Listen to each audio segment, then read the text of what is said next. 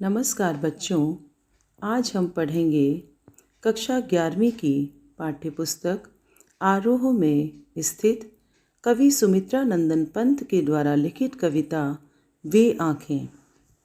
छायावाद के महत्वपूर्ण स्तंभ सुमित्रा नंदन पंत प्रकृति के चितेरे कवि हैं। हिंदी कविता में प्रकृति को पहली बार प्रमुख विषय बनाने का काम पंत जी ने ही किया। उनकी कविता प्रकृति और मनुष्य के अंतरंग संबंधों का दस्तावेज है। प्रस्तुत कविता वे आँखें पंत जी के प्रगतिशील दौर की कविता है। इसमें विकास की विरोधाभासी अवधारणाओं पर करारा प्रहार किया गया है। युग युग से शोषण के शिकार किसान का जीवन कवि को आहत करता है। इस कविता में पंत जी ने स्वतंत्रता से पूर्व किसानों की दुर्दशा का चित्रण किया है। उनकी आँखें सदा दुख और दीनता से भरी रहती हैं। कभी वह किसान स्वाधीन था, परंतु आज उसे उसकी ज़मीन से बेदखल कर दिया गया है। महाजन ने क्रूरतापूर्वक उसके पुत्र को मरवा डाला, उसके घर द्वार बिकवा डाले, खेत तक नीलाम करा दिए। ब्याज के लिए उसने सब अत्याचार किए। उसकी पत्नी बिना दवा के मर गई और दुधमुही बेटी दूध के अभाव में चल बसी। उसकी पुत्रवधू को पति घातिनी होने का कलंक मिला। एक दिन उसे भी थानेदार ने बुलवा भेजा। अगले दिन वह कुएं में डूबकर मर गई। इन सब अत्याचारों की याद कर करके किसान की छाती फट जाती है। वह अत्यधिक दुखी होता है। कविता कुछ इस प्रकार है। अंधकार की गुहा सरीखी उन आँखों से डरता है मन, भरा दूर तक उनमें दारुण दैन्य दुख का नीरव रोदन। वह स्वाधीन किसान रहा अभिमान भरा आँखों में इसका, छोड़ उसे मझधार आज संसार कगार सदृश बह किसका। शब्दों के अर्थ पर ध्यान देंगे। गुहा अर्थात गुफा, सरीखी अर्थात समान, दारुण अर्थात भयानक, दैन्य अर्थात दीनता या गरीबी, नीरव अर्थात मौन, रोदन अर्थात रोना। इस पद्यांश में कवि भारतीय किसान की आँखों के बारे में वर्णन करते हुए कहते हैं कि अंधकार की गुहा सरीखी उन आँखों से डरता है मन। कि भारतीय किसान की आँखें मुझे एक अंधेरी गुफा के समान भयानक लगती हैं। जिस प्रकार अंधेरी गुफा के भीतर झांकने में भय लगता है, डर लगता है, उसी प्रकार किसान की शून्य आँखों में, सूनी आँखों में देखने में भी डर लगता है, क्योंकि भरा दूर तक उनमें दारुण दैन्य दुख का नीरव रोदन। उन धसी आँखों में निराशा, शोषण, पीड़ा और रुदन के सिवाय कुछ नहीं है। उन आँखों में भयानक गरीबी का दुख और उनका चुपचाप गरीबी को सहे जाने का मौन रुदन व्याप्त है। कवि ने किसान की निराश आँखों में झांकती दुर्दशा का मार्मिक चित्र खींचा है। दृश्य बिंब है। अंधकार की गुहा सरीखी किसान की शून्य आँखों के लिए सुंदर उपमा है। दारुण दैन्य दुख और नीरव रोदन में अनुप्रास अलंकार है। संस्कृत निष्ठ शब्दावली का प्रयोग हुआ है। अगली पंक्तियाँ। वह स्वाधीन किसान रहा अभिमान भरा आँखों में इसका। पहले कठिन शब्दों के अर्थ पर ध्यान देंगे। स्वाधीन अर्थात स्वतंत्र, अभिमान अर्थात गर्व, मझधार अर्थात धार के मध्य या समस्याओं के बीच, कगार सदृश किनारे के समान या तट के समान। इस कविता में वह भारतीय किसान कभी स्वाधीन था, स्वावलंबी था, स्वतंत्र था। उसके पास अपना कहने को कुछ खेत थे। तब उसकी आंखों में अभिमान भरा रहता था, स्वाभिमान की चमक थी। समाज में उसकी मान मर्यादा थी। किंतु छोड़ उसे मंझधार आज, संसार कगार सदृश बह खिसका।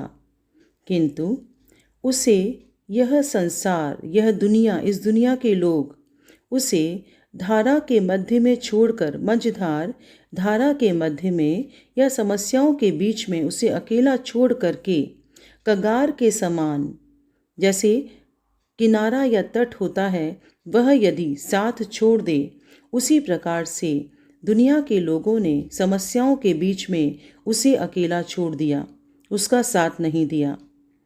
जैसे कोई रेतीला किनारा टूटकर नदी के प्रवाह में बह जाता है, उसी प्रकार से आज उसका जीवन बिल्कुल असहाय, स्वाभिमान शून्य बनकर रह गया है।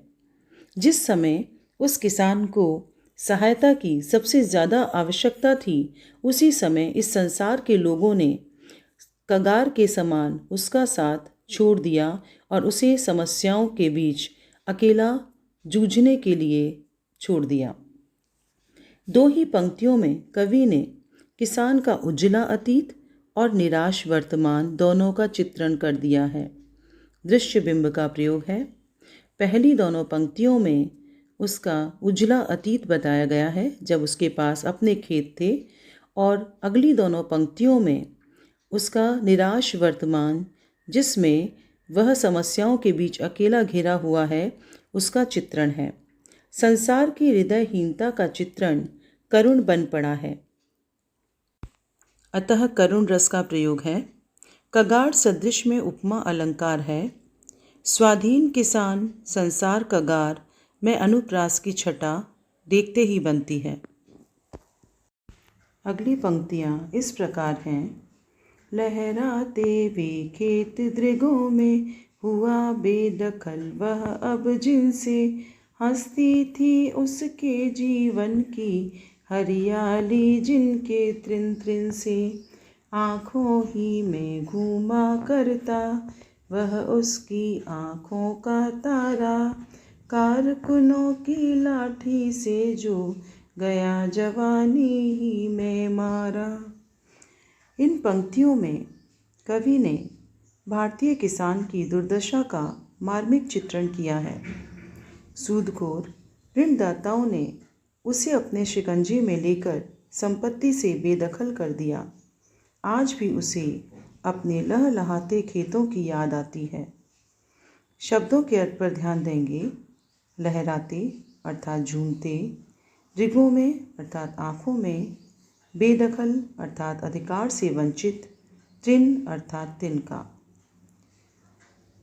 उस किसान की आँखों में आज भी वे लहलहाते खेत झूम उठते हैं जिनसे उसे बेदखल कर दिया गया है, वंचित कर दिया गया है। सूदखोर सेठों ने थोड़े से ऋण के बदले, उधार के बदले उसकी सारी खेती को हथिया लिया है। उन खेतों का एक एक तिनका उसे इतना प्यारा था कि उसे देखकर किसान के जीवन में मानो हरियाली छा जाती थी। हंसती थी उसके जीवन की हरियाली जिनके त्रिन त्रिन से। उसका मन प्रसन्न हो उठता था। दुर्भाग्य से उसे आज उन्हीं खेतों के अधिकार से वंचित कर दिया गया है। इस कारण उसके जीवन की प्रसन्नता नष्ट हो गई है। सूदखोरों द्वारा किसानों से उनके खेत छीन लेने का वर्णन मार्मिक है। लहराते हुए खेत में लहराते खेतों का एक सुखद बिंब साकार हो उठा है। दृश्य बिंब का प्रयोग है। जीवन की हरियाली में रूपक अलंकार है। त्रिन त्रिन में पुनरुक्ति प्रकाश अलंकार है। हंसना प्रसन्नता का द्योतक है। हंसती थी उसके जीवन की हरियाली जिनके त्रिन त्रिन से, इसमें लाक्षणिक भाषा का प्रयोग किया गया है। आँखों ही में घूमा करता वह उसकी आँखों का तारा, कारकुनों की लाठी से जो गया जवानी ही में मारा। शब्दों के अर्थ पर ध्यान देंगे। कारकुन, सूदखोरों और जमींदारों के कारिंदे। यहाँ दो मुहावरों का प्रयोग है। आँखों में घूमना अर्थात नज़र में रहना और आँखों का तारा अर्थात बहुत प्यारा। इन पंक्तियों में महाजनों ने किसान को ऋण वापस न कर पाने के कारण खूब प्रताड़ित किया, यहाँ तक कि उसके प्रिय पुत्र को मार डाला। ऐसे पीड़ित किसान का चित्रण करता हुआ कवि कहता है कि किसान का प्रिय बेटा, जो कि जवानी में ही साहूकार के कारिंदों द्वारा लाठियों के निर्मम प्रहारों से मार डाला गया, अपने प्रिय बेटे की वह क्रूर हत्या आज भी उसकी आँखों के आगे प्रत्यक्ष दिखाई देती है। उसकी वह आँखों का तारा अर्थात बुढ़ापे का सहारा प्रिय बेटा उसकी आँखों में ही घूमा करता है, अर्थात उसकी नज़रों के आगे दिखाई देता है। वह बेटा जो कि वृद्धावस्था में किसान का सहारा बन सकता था, वह बेटा जवानी में ही कारकुनों की लाठी से अर्थात जमींदारों के कारिंदों की लाठियों से मार डाला गया। किसानों पर होने वाले महाजनी अत्याचारों का कारुणिक वर्णन हुआ है, अतः करुण रस है। आँखों में घूमना तथा आँखों का तारा होना मुहावरों का सशक्त प्रयोग हुआ है। कारकुनों द्वारा लाठी से मारे जाने का बिंब सजीव बन पड़ा है, दृश्य बिंब है। भाषा अत्यंत सरल, सहज एवं प्रभावी है। अगली पंक्तियाँ इस प्रकार हैं। बिका दिया घर द्वार महाजन ने न ब्याज की कौड़ी छोड़ी, रह रह आँखों में चुभती वह कुर्क हुई बरधों की जोड़ी।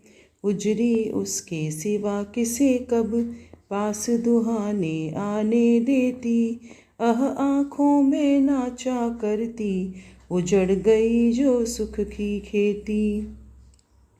शब्दों के अर्थ पर ध्यान देंगे। महाजन अर्थात ऋणदाता या सेठ, कौड़ी अर्थात एक पैसा भी, आँखों में चुभना बुरा लगना, कुर्क अर्थात नीलामी, बरधों अर्थात बैलों। इन पंक्तियों में महाजन अपना धन और ब्याज वसूलने के लिए कैसे कैसे अत्याचार करते हैं, इसका चित्रण करते हुए कवि कहते हैं। बिका दिया घर द्वार महाजन ने न ब्याज की कौड़ी छोड़ी। महाजन ने, ऋणदाता सेठ ने अपना धन और ब्याज चुकाने के लिए, पूरा करने के लिए किसान की घर संपत्ति सब नीलाम कर डाली, उसे घर से बेघर कर दिया, किंतु अपने ऋण का ब्याज एक एक पाई करके चुका लिया। उसके मन में किसान की दयनीय अवस्था को देखकर जरा भी दया नहीं आई। रह रह आँखों में चुभती वह कुर्क हुई बरधों की जोड़ी। उसने उसकी प्रिय बैलों की जोड़ी को भी उसके देखते देखते उसकी आँखों के आगे नीलाम कर दिया। वह किसान उसे विवश होकर नीलाम होते देखता रहा, कुछ नहीं कर पाया। आज भी बैलों की नीलामी की वह याद उसके मन में वेदना जगाती है। उसके आँखों में चुभता है वह दृश्य जब उसके प्रिय बैलों की जोड़ी को नीलाम किया गया था। कवि ने महाजनों के अत्याचारों के नीचे पिसते हुए किसानों का मार्मिक चित्रण किया है। घर बार बिकवाने और बैलों की जोड़ी के कुर्क होने का बिंब अत्यंत करुणापूर्ण है। करुण रस की मार्मिक अभिव्यक्ति हुई है। आँखों में चुभना मुहावरे का सशक्त प्रयोग हुआ है। घर द्वार महाजन ने न की कौड़ी छोड़ी में अनुप्रास अलंकार है। रह रह में पुनरुक्ति प्रकाश अलंकार है। बरधों शब्द से ग्रामीण परिवेश साकार हो उठा है। बरधों बैलों के लिए प्रयुक्त किया गया है। उजरी उसके पास किसे कब पास दुहाने आने देती, आँखों में नाचा करती उजड़ गई जो सुख की खेती। शब्दों के अर्थ पर ध्यान देंगे। उजरी, उजली या सफ़ेद, ये किसान की गाय का नाम है। सिवा माने बिना, दुहाने दूध दुहने के लिए, दुख सूचक अव्यय, आँखों में नाचना माने बार बार सामने आना। इन पंक्तियों में उजड़े हुए किसान की मार्मिक व्यथा प्रकट हुई है। उसकी संपत्ति और गायें नीलाम कर दी गई हैं। उजरी उसके सिवा किसे कब पास दुहाने आने देती। किसान को अपनी उजली सफ़ेद गाय से अत्यंत स्नेह था। गाय भी उससे स्नेह रखती थी, अतः गाय उसके सिवाय अन्य किसी को अपने पास दूध दुहने के लिए नहीं आने देती थी। आँखों में नाचा करती उजड़ गई जो सुख की खेती। उसकी आँखों के सामने आज भी गाय का स्नेह उमड़ पड़ता है। हाय बेचारे किसान का सुखमय संसार आज उजड़ गया है, परंतु उसे उसकी याद बरबस आती रहती है। किसान के ममता में किंतु दयनीय जीवन का चित्रण मार्मिक बन पड़ा है। किसानों को अपनी गायों से बहुत प्रेम होता है। गायें भी उन्हें भरपूर स्नेह देती हैं। इस तथ्य की अभिव्यक्ति मनोरम बन पड़ी है। उजरी उसके सिवा किसे कब पास दुहाने आने देती। इन पंक्तियों में प्रश्न शैली का प्रयोग प्रभावी बन पड़ा है। आँखों में नाचना मुहावरे का प्रयोग दर्शनीय है। अगली पंक्तियाँ इस प्रकार हैं। बिना दवा दर्पण के घरनी, स्वर्ग चली आँखें आती भर। देख रेख के बिना दुध मुही, बिटिया 2 दिन बाद गई मर।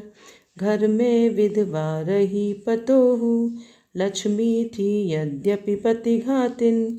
पकड़ मंगाया कोतवाल ने, डूब कुएं में मरी एक दिन। शब्दों के अर्थ पर ध्यान देंगे। दवा दर्पण अर्थात दवा आदि, घरणी गृहिणी अर्थात पत्नी, स्वर्ग चली अर्थात मर गई, मृत्यु को प्राप्त हुई, दुधमुही अर्थात नन्ही दूध पीती बच्ची। इन पंक्तियों में महाजनों के शोषण के कारण खुशहाल किसान किस प्रकार उजड़ गया, उसके खेत और बैल नीलाम हो गए, लड़का मारा गया, तब भी अत्याचार कम नहीं हुए, इस बात का वर्णन है। बिना दवा दर्पण के घरनी, स्वर्ग चली आँखें आती भर। किसान इतना अधिक गरीब हो गया कि उसकी गृहिणी अर्थात पत्नी की जब तबीयत खराब हुई तो वह अपनी पत्नी की बीमारी का इलाज भी नहीं करवा पाया और इस कारण उसकी पत्नी स्वर्ग चली गई, उसका स्वर्गवास हो गया। ये बात सोचकर किसान की आंखें आज भी आंसुओं से भर जाती हैं। पत्नी की मृत्यु के पश्चात उसके दूध पर आश्रित उसकी नन्ही बिटिया की समुचित देखभाल नहीं हो पाई और उस बेचारी की भी अकाल मृत्यु हो गई। इस प्रकार यातनाओं ने उसे घेर लिया। किसान की फटेहाली गरीबी और विवशता का यह चित्रण अत्यंत करुणापूर्ण है। उसके देखते ही देखते पत्नी तथा बिटिया का मरना हृदय को दहला देता है। करुण रस का प्रयोग है, भाषा भाव के अनुरूप तथा ग्रामीण परिवेश के अनुकूल है। पत्नी की जगह घरनी, स्वर्ग की जगह स्वर्ग प्रयोग दर्शनीय है। आंखें भरना मुहावरे का प्रयोग हुआ है। न की जगह न के प्रयोग से कोमलता आ गई है। घर में विधवा रही पतुहू, लक्ष्मी थी यद्यपि पति घातिन। पकड़ मंगाया कोतवाल ने, डूब कुएं में मरी एक दिन। शब्दों के अर्थ पर ध्यान देंगे। पतोहू अर्थात पुत्र वधू, लक्ष्मी अर्थात लक्ष्मी के समान शुभ, पति घातिन अर्थात पति की हत्या करने वाली, कोतवाल अर्थात थानेदार। इन पंक्तियों में महाजन ने ऋण के बदले किसान को कैसे घर से बेघर कर दिया, उसके जवान लड़के को मार डाला, दुर्भाग्य ने उसकी पत्नी और नन्ही बिटिया को भी छीन लिया, फिर भी उसकी यातनाएं समाप्त नहीं हुई। उसकी पुत्र वधू की दुर्भाग्यपूर्ण मृत्यु किस प्रकार हुई, इसका वर्णन करते हुए कवि कहते हैं। घर में विधवा रही पतोहू, उस किसान के घर में उसकी विधवा पुत्र वधू शेष बची थी। लक्ष्मी थी यद्यपि पति घातिन, यद्यपि उसे पति घातिनी अर्थात पति की हत्या का कारण समझा जाता था, पर वही अब इस घर की गृहलक्ष्मी के समान थी। पकड़ मंगाया कोतवाल ने, उसे भी एक दिन कोतवाल ने थानेदार ने बुलाकर उसका अपमान किया। इस कारण डूब कुएं में मरी एक दिन। परिणाम स्वरूप वह लाज के कारण कुएं में कूदकर मर गई। बेचारा किसान अपना सर्वस्व खोकर लुट पिट कर नितांत अकेला रह गया। किसानों पर होने वाले पुलिस के अत्याचारों का मर्मस्पर्शी वर्णन हुआ है। पति की हत्या के लिए बेकसूर पत्नी पर दोष मढ़ दिया जाता है। इससे किसानों की नारी विषयक दृष्टि का पता चलता है। करुण रस की अभिव्यक्ति हुई है। इसे पढ़कर आंखों के सामने कुएं में डूबकर मरती नारी का चित्र साकार हो उठता है। दृश्य बिंब का प्रयोग है। पतोहू, लक्ष्मी, कोतवाल जैसे शब्द ग्रामीण अंचल से उठाए गए हैं। अगली पंक्तियां इस प्रकार हैं। खैर पैर की जूती जोरू, न सही एक दूसरी आती, पर जवान लड़के की सुध कर, सांप लोटते फटती छाती। पिछले सुख की स्मृति आँखों में, क्षण भर एक चमक है लाती, तुरत शून्य में गड़ वह चितवन, तीखी नोक सदृश बन जाती। शब्दों के अर्थ पर ध्यान देंगे। पैर की जूती अर्थात उपेक्षित या तिरस्कृत, जोरू अर्थात पत्नी, सुध अर्थात याद, सांप लौटते अर्थात जलन होती, फटती छाती अर्थात बहुत दुख होना। गांव के महाजन अपना ऋण वसूलने के लिए किसानों पर घोर अत्याचार करते हैं। पीड़ित किसान का घर बार, खेती, बैल, पुत्र, पुत्रवधू, पत्नी, बच्ची सब एक एक करके नष्ट हो जाते हैं। आज वह अपनी पत्नी और जवान लड़के की याद कर करके दुखी हो रहा है। खैर पैर की जूती जोरू, न सही एक दूसरी आती, पर जवान लड़के की सुध कर, सांप लोटते फटती छाती। पत्नी मरी तो मरी, उसका मरना किसान के लिए उतना अधिक कष्टकर नहीं था, क्योंकि उसके विचार से पत्नी तो पैर की जूती के समान तुच्छ होती है। मनुष्य चाहे तो एक जूती के फटने पर दूसरी बदल ले, इसलिए वह किसान दूसरी पत्नी भी ला सकता था। परंतु जब उसे अपने जवान लड़के की हत्या की बात याद आती है तो उसकी छाती पर सांप लौटने लगते हैं। उसका मन पीड़ित हो उठता है। वेदना के मारे उसकी छाती विदीर्ण हो जाती है। अतः जब वह अपने जवान पुत्र को ही नहीं बचा पाया तो दूसरी पत्नी को लाने की हिम्मत कैसे करता।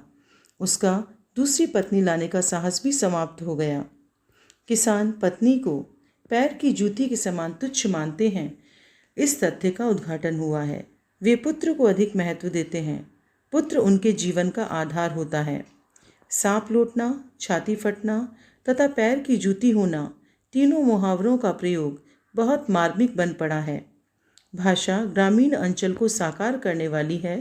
छोटे छोटे शब्दों के कारण अभिव्यक्ति में प्रवाह आ गया है। पिछले सुख की स्मृति आँखों में, क्षण भर एक चमक है लाती, तुरत शून्य में गड़वह चितवन, तीखी नोक सदृश बन जाती। शब्दों के अर्थ पर ध्यान देंगे। स्मृति अर्थात याद, तुरत अर्थात तुरंत या शीघ्र, शून्य अर्थात आकाश, चितवन अर्थात दृष्टि। भारतीय किसान की शोषित दुर्वस्था का मार्मिक चित्रण कवि ने किया है। किसान को कभी महाजनों ने, कभी सरकारी अफसरों ने तो कभी दुर्भाग्य ने लूटा। उसका लुटा पिटा अतीत उसके लिए दुख का कारण बन गया है। किसान जब अपने गत वैभव, बीती हुई समृद्धि और सुख के दिन को याद करता है तो उसे क्षण भर के लिए सुख और आनंद मिलता है। उसकी आंखों में चमक भर आती है। उसे अपने खेत, गाय, पुत्र, पत्नी, बिटिया, पुत्रवधू की कल्पना सुख देने लगती है।